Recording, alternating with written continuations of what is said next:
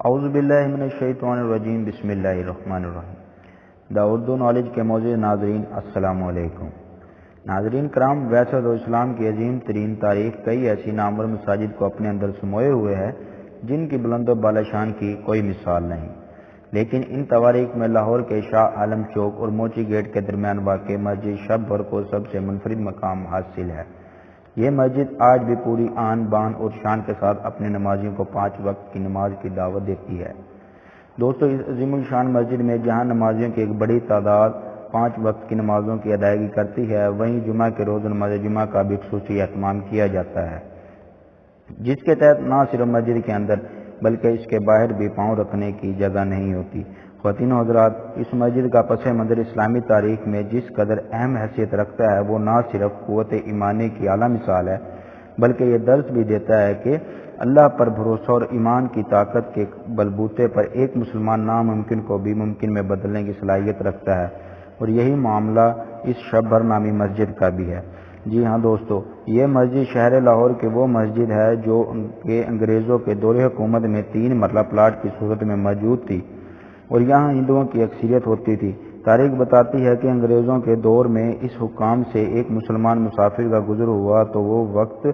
نماز کا تھا، لہذا اس نے یہاں نماز ادا کی، جبکہ یہ علاقہ اس وقت ہندوؤں کی اکثریت کا حامل تھا۔ ہندوؤں کو یہ برداشت نہ ہوا اور انہوں نے ہنگامہ آرائی شروع کر دی، یہاں تک کہ یہ معاملہ عدالت تک جا پہنچا، اور وہاں ہندوؤں کا موقف تھا کہ اس جگہ چونکہ ہندوؤں کی اکثریت ہے اس لیے یہاں مندر قائم ہوگا، جبکہ مسلمانوں کے مطابق یہ جگہ چونکہ مسجد کے لیے مختص تھی اس لیے یہاں مسجد قائم ہونی چاہیے۔ ناظرین کرام، یہ 1917 کا وقت زمانہ تھا، یعنی صاف ظاہر تھا کہ یہ پاکستان اور ہندوستان کی تقسیم سے پہلے کا واقعہ ہے۔ اب چونکہ تمام ہندو اور مسلم اس تنازع کو حل کرنے کے لیے عدالت کے فیصلے کے منتظر تھے، جبکہ اس وقت عدالت کا جج انگریز تھا اور مسلمانوں کی جانب سے اس کیس کی پیروی قاضی اعظم محمد علی جناح رحمۃ اللہ علیہ کر رہے تھے۔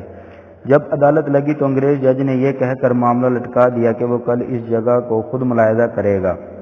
اور موقع پر جو صورتحال ہوگی اسی کو قائم رہنے دیا جائے گا۔ خواتین و حضرات، یہ معاملہ دیکھتے ہوئے مسلمانوں کے وکیل نے مسلمانوں پر ساری صورتحال واضح کر دی یہ جج مسلم مخالف ہے اور ہندوؤں کی طرفداری کرے گا، اس لیے بہترین حل یہ ہے کہ کل اس انگریز جج کے دورہ کرنے سے پہلے یہاں مسجد قائم ہو جانی چاہیے۔ اس وقت یہ قانون تھا کہ مذہبی مقام کو ہرگز مسمار نہیں کیا جاتا تھا اور نہ ہی کسی کی عبادت گاہ دوسرے کو دی جاتی تھی۔ مسلمانوں کے پاس اس وقت ذرائع بہت کم تھے مگر دل ایمان کی حرارت سے روشن تھا، اللہ کی ذات پر اعتماد کامل تھا، لہذا مسلمانوں نے فیصلہ کیا کہ ایک ہی رات میں مسجد بنانی ہے، لہذا مسلمانوں نے گاما پہلوان کی قیادت میں راتوں رات مسجد تعمیر کرنے کا فیصلہ کیا، اور جس مسلمان کے پاس جو سامان تھا اس نے وہ مسجد کی تعمیر کے لیے وقف کر دیا۔ ان کا جذبہ قابل دید تھا، جوگ در جوگ مسلمان مسجد کی تعمیر میں حصہ لینے کے لیے آتے رہے۔ مستریوں نے دیواریں بنائی، بھٹا والوں نے اینٹیں پہنچائیں اور ترخوانوں نے دروازے بنا دیے۔ مستری مزدور سب نے بغیر کسی اجرت کے جذبہ ایمانی سے کام کیا، یہاں تک کہ خواتین رات بھر سروں پر پانی رکھ کر لاتی رہیں تاکہ مسجد کی تعمیر ممکن ہو سکے۔ اور یوں دوستوں، الحمدللہ فجر کی اذان سے پہلے ہی مسلمانوں نے مسجد کی تعمیر مکمل کر لی۔ کہتے ہیں کہ جب انگریز جج دوپہر کو موقع ملاحظہ کرنے آیا تو اس نے دیکھا کہ مسلمان صفیں بچھا کر نماز ادا کر رہے ہیں۔ یوں اس انگریز جج نے فیصلہ فوری طور پر مسلمانوں کے حق میں دے دیا۔ ناظرین کرام، ڈاکٹر علامہ محمد اقبال کو جب تیسرے دن اس مسجد کی تعمیر کا پتہ چلا تو آپ یہاں تشریف لائے اور بہت خوش ہوئے،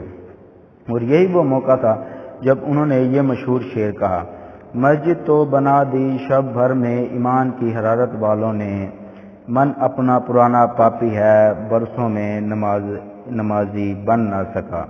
سامعین، علامہ محمد اقبال کے اسی شعر کے ساتھ ہماری آج کی اس ویڈیو کا اختتام ہوتا ہے۔ آخر میں دعا ہے کہ اللہ تعالیٰ آج کے مسلمانوں کو ایسا جذبہ ایمان عطا فرمائے